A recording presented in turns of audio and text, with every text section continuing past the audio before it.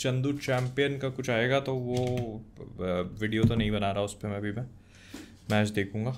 तो बड़े दिनों के बाद इस चैनल का पासवर्ड भी याद आया तो मैंने सोचा कि flick the news, why not, क्योंकि हमारे पास बात करने के लिए एक से बढ़कर एक खबरें हैं, कल्कि से लेकर सलार 2 और क्रिश 4 तक। लेकिन सबसे पहले बात करेंगे राक्षस पे, क्योंकि रणवीर सिंह वो बनने वाले हैं। मैं बात कर रहा हूं रणवीर सिंह की अगली मूवी की, जो उन्होंने अपेरेंटली ऑलरेडी साइन कर ली है। और इसको हल्का मत समझना, क्योंकि ये किसी और नहीं बल्कि प्रशांत वर्मा के साथ साइन करी गई है, जिन्होंने रिसेंटली हनुमान बनाई थी। और अगर सूत्रों की मानी जाए तो ये उनके खुद के सिनेमैटिक यूनिवर्स, प्रशांत वर्मा का जो सिनेमैटिक यूनिवर्स है उसी का पार्ट होने वाली है। मतलब जिस पूरे यूनिवर्स में हनुमान मूवी सेट थी, ये मूवी भी उसी यूनिवर्स में सेट होगी। लेकिन जैसा आप सोच रहे हो वैसी मूवी हमको नहीं देखने वाली, क्योंकि ऐसा बोला जा रहा है कि सबसे पहले तो राक्षस जो है वो हमारे करंट टाइम में सेट नहीं होगी, प्री इंडिपेंडेंस एरा में सेट होगी। लेकिन इसके साथ ही साथ इस मूवी में रणवीर सिंह जो रोल प्ले करने वाले हैं वो काफी इंटरेस्टिंग है, क्योंकि वो पॉजिटिव नहीं है, वो उसमें काफी सारे नेगेटिव शेड्स हमको देखने को मिलेंगे। और ऐसा भी बोला जा रहा है कि ये हो सकता है कि नेगेटिव रोल ही हो, कंसिडरिंग कि ये मूवी का नाम राक्षस है और ये प्रशांत वर्मा के यूनिवर्स में सेट है। और हम लोगों ने हनुमान मूवी के एंड में जो देखा था, तो उससे हम डॉट्स को कनेक्ट करने की अगर कोशिश करें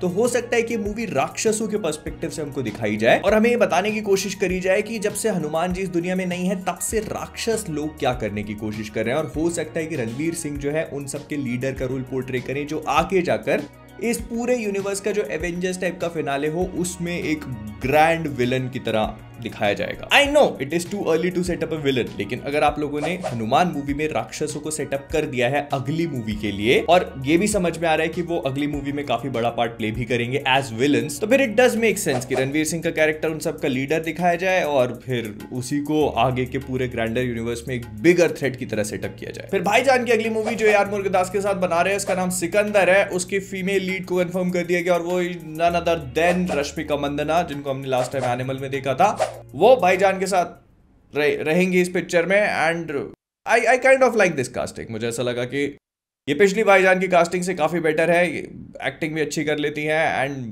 बढ़िया, आई लाइक इट। लेकिन वहीं आयुष्मान खुराना और सनी देओल की बॉर्डर 2 जो है उसको फाइनली एक रिलीज डेट मिल चुकी है and it is not as close as you think, क्योंकि मूवी रिलीज होगी 26 जनवरी 2026 में। रिपब्लिक डे को टारगेट किया है, वो भी 2 साल बाद किया। लेकिन इससे ये भी समझ में आता है कि ये लोग मूवी को लेकर बिल्कुल भी जल्दबाजी नहीं करना चाहते और हो सकता है कि मूवी का स्केल भी थोड़ा बड़ा प्लान कर रहे हैं इस वजह से। बट या टाइम लेके कर रहे हैं तो फिर अच्छे से करना चाहिए। और वो प्लेन वाला सीन भी चाहिए हमको, नीचे से ऊपर वाला। फिर नेक्स्ट, अगर आप ये सोच रहे थे कि एस राजामौली अपनी अगली मूवी के लिए क्या प्लान कर रहे हैं, तो फ्लिक द न्यूज थोड़ी ज्यादा देखा करो, क्योंकि हम लोग ऑलरेडी इसके बारे में बात कर चुके हैं। उनकी नेक्स्ट मूवी जो है वो महेश बाबू के साथ होने वाली है।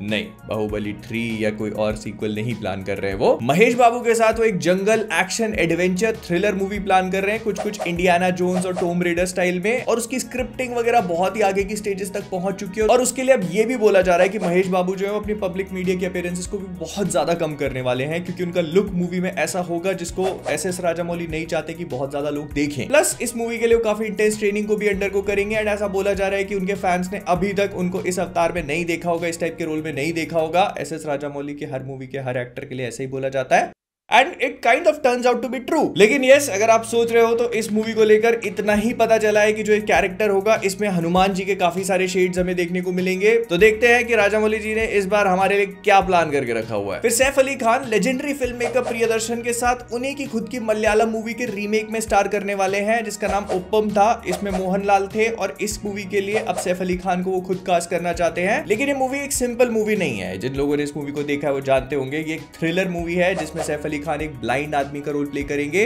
जो एक मर्डर के जुर्म में पकड़ा जाता है और चीजें वहां से एस्केलेट होना शुरू करती हैं। और अगर आप लोगों को पिछली ब्लाइंड मैन थ्रिलर मूवी याद है तो फिर आपको पता होगा कि उसके साथ कितना खेला किया जा सकता है। यार, तो इस मूवी की न्यूज यहीं तक लिमिटेड नहीं है। ऐसा बोला जा रहा है कि इस मूवी के विलन को भी कास्ट कर लिया या एटलीस्ट बात करनी शुरू की जा चुकी है विलनों के सरदार बॉबी देओल से, क्योंकि एनिमल मूवी में विलन का रोल प्ले करने के बाद अब अपेरेंटली उनके पास विलन रोल्स की लाइन लग चुकी है। तो वो हर रोल को एकदम फुल टाइम देके सोचना चाहते हैं। उनके पास 6 महीने का एकदम स्लॉट नहीं है, लेकिन फिर भी उनके रोल इतना पसंद आ रहा है कि वो सोच रहे हैं कि अगर 30 दिन का भी टाइम मिल जाता है I will go for it, क्योंकि रोल बहुत अच्छा है। इस मूवी की शूटिंग जुलाई 2024 से शुरू होगी और प्रोबेबली इसको 2025 के आसपास कभी देख सकते हैं। फिर यश की अगली मूवी रामायण नहीं, टॉक्सिक अंडरवे है और सारी की सारी चीजें बहुत ही बिंदास तरीके से चल रही हैं। मूवी 10 अप्रैल 2025 तक हम सबको देखने को मिल जाएगी। करीना कपूर इसमें यश की सिस्टर का रोल प्ले करने वाली थी और apparently because of scheduling conflicts वो इस रोल को छोड़ के जा चुकी है, जिसको अब शायद नयनतारा प्ले करेंगी।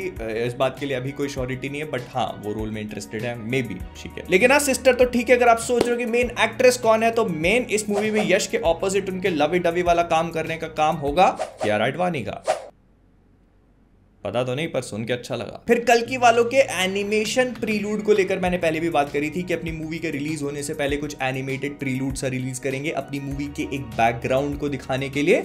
एंड वो चीज अब रियलिटी में टर्न आउट होती हुई नजर आ रही है, क्योंकि जो प्रीलूड है 4 एपिसोड्स का होगा। हर एक एपिसोड करीब 20 से 25 मिनट लंबा होने वाला है, विच इज वेरी इंटरेस्टिंग, क्योंकि प्रीलूड को लेकर कोई भी इतना ज्यादा इंटरेस्ट जताता नहीं है। जनरली एक आध एपिसोड का प्रीलूड दिखा दिया जाता है और वो भी 20-25 मिनट से ज्यादा का नहीं। लेकिन अगर प्रीलूड 4 एपिसोड्स का है, उस पे भी एक एपिसोड 20-25 मिनट का with original actors dubbing for their voices, that actually proves the commitment about this movie. उसके भी ऊपर से ऐसा बोला जा रहा है कि पूरा का पूरा प्रीलूड जो है नेटफ्लिक्स पे आएगा। It is very interesting. और अगर डेट की बात करी जाए तो ऐसा बोला जा रहा है कि ये मई के एंड में कभी रिलीज किया जाएगा, बट अभी तक इसकी कोई भी रिलीज डेट का शेड्यूल हमको नहीं पता है। फिर प्राइम वीडियो वालों ने पिछले कुछ दिनों में काफी आवाजें उठाई, क्योंकि सबसे पहले तो उन्होंने फैमिली मैन के सीजन 3 की शूटिंग चालू कर दी है और इसको उन लोगों ने बहुत ही धूमधाम से अनाउंस किया। मैं सोच रहा था पता नहीं कितना शूट हो चुका होगा, लेकिन अब पता लग रहा है कि नहीं, अब शूटिंग चालू हुई है।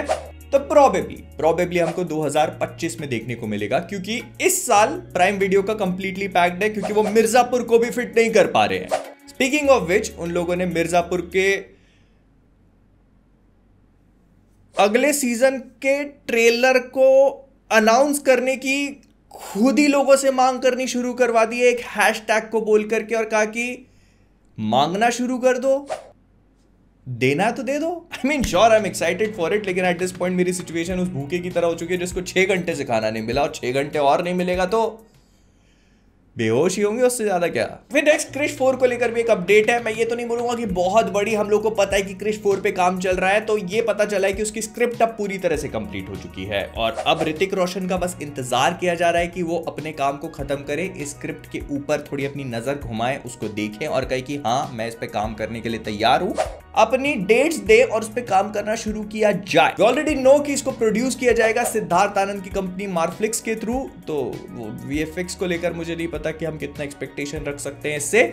लेकिन हाँ, डायरेक्शन कौन करेगा अभी तक इस बात की कोई गारंटी नहीं है। ये मतलब नहीं है कि अगर सिद्धार्थ आनंद इसको प्रोड्यूस कर रहे हैं तो वो खुद भी डायरेक्ट करेंगे, ऑल्दो आई वोंट माइंड, क्योंकि वो ऋतिक रोशन को अच्छी लाइट में प्रेजेंट करते हैं, बट अभी तक कोई बात का कंफर्मेशन नहीं है। स्क्रिप्ट कंप्लीट है, ऋतिक रोशन देखेंगे और फिर ऐसे करेंगे। लेकिन वहीं प्रशांत नील की जूनियर एनटीआर के साथ अनाउंस करी गई एनटीआर 31 का अब फाइनली कुछ होता हुआ नजर आ रहा है। अगर आप नहीं जानते तो इन लोगों ने काफी टाइम पहले एनटीआर 31 अनाउंस करी थी जूनियर एनटीआर के साथ में, और उसके बाद से उसका कुछ भी नहीं हुआ। वो पहले एनटीआर 30 थी, देन इट बिकेम 31, लेकिन अब फाइनली ऐसा बोला जा रहा है कि शायद उस मूवी को अपना नाम मिल चुका है, और ऐसा कहा जा रहा है कि ये मूवी अलग अलग लैंग्वेजेस में ड्रैगन कहलाएगी। लेकिन हिंदी लैंग्वेज में, क्योंकि ड्रैगन नाम करण जौहर ने ब्रह्मास्त्र के लिए चूज किया था, तो वो इतनी आसानी से उसको नहीं रखना चाह रहे थे, so they spoke with him and उन्होंने कहा कि ठीक है भाई ले लो, मैंने तो ब्रह्मास्त्र रख लिया है, तुमको जो करना है इसके साथ कर लो। तो ऐसा स्पेक्यूलेटेड है कि एनटीआर 31 जो है उसका नाम ड्रैगन होगा, बस इससे ज्यादा इसके बारे में कुछ नहीं पता। प्रशांत नील ने इस बात को ऑलरेडी अनाउंस कर दिया था कि मूवी केजीएफ यूनिवर्स का पार्ट नहीं होने वाली है, सलार की तरह अलग स्टैंड अलोन होगी।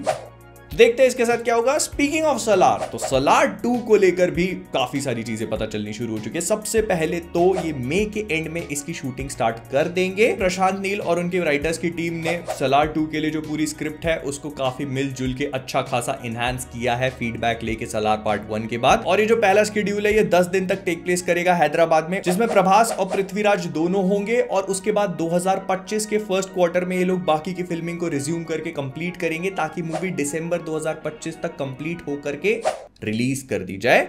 लेकिन इतना ही नहीं, अभी इस मूवी की जो कास्टिंग है वो कंप्लीट नहीं हुई। ऐसा बोला जा रहा है कि और भी लोगों को मूवी में कास्ट किया जाएगा, क्योंकि पार्ट 1 जो था वो सिर्फ चीजों को सेटअप कर रहा था। पार्ट 2 जो है वो एक्चुअली पूरा का पूरा शोडाउन होगा पृथ्वीराज के कैरेक्टर और हमारे प्रभास के कैरेक्टर के बीच में। एंड इसी वजह से ये लोग और भी लोगों को कास्ट करेंगे इस मूवी में, और ऐसा कहा जा रहा है कि कई सारे कास्टिंग अनाउंसमेंट्स बहुत सारे लोगों को सरप्राइज करके रख देंगे। लेकिन वही रामायण के 800 करोड़ का बजट पता लगने के बाद अब एक चीज और भी पता चली है, और वो है कॉपीराइट। क्योंकि क्रिएटरों को कॉपीराइट भेजने के अलावा रामायण के खुद के ऊपर भी शायद कॉपीराइट पड़ रहा है। इसके बारे में फिलहाल कोई कंफर्मेशन नहीं है, लेकिन एक कॉपीराइट नोटिस है जो मीडिया की नजरों में सर्कुलेट होना शुरू हुआ पिछले कुछ दिनों में, और उसके हिसाब से रामायण जो है ये 2018 के आसपास प्लान करी गई थी किसी प्रोड्यूसर के साथ में, और वो प्रोड्यूसर जो है वो रामायण के अभी वाले फिल्म मेकर्स को सू कर रहे हैं बिकॉज ऑफ कॉपीराइट इंफ्रिंजमेंट। अभी नोटिस की रियलिटी क्या है ये तो नहीं पता, लेकिन जो मुझे पता था वो मैंने आप सबको बता दिया। बट यार टू बी ऑनेस्ट, अगर मूवी की शूटिंग स्टार्ट हो गई है, इतना अच्छा खासा बजट है, तो फिल्म मेकर्स ने काफी सारी चीजें ऑलरेडी सोच ली होंगी। और ये सब कुछ तो होता रहता है। पहले हमको ये बता दो कि पिक्चर रिलीज कब होने वाली है, क्योंकि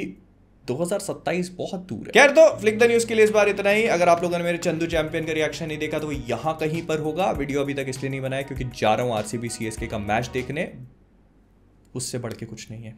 तो जाने से पहले फ्लिकवर्स से मैं हूं मोहित, और अगर वीडियो लाइक नहीं किया तो आज के मैच में जो भी टीम जीती है प्लेऑफ्स में बाहर हो जाएगी, आरसीबी नहीं।